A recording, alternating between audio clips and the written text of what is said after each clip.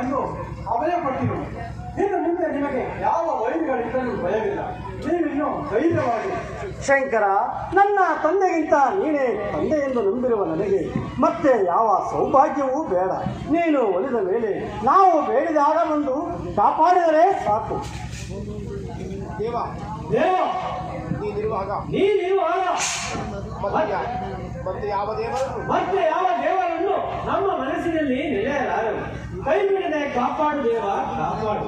ಕೊಟ್ಟರೆ ಹಿಂದೆ ವನಿತಾ ಚಕ್ರವರ್ತಿ, ಬಾಣಾಸುರ, ಇನ್ನು ಮುಂತಾದವರು ನಿಮಗೆ ಸಾಧ್ಯ ಆಗಲಾರ.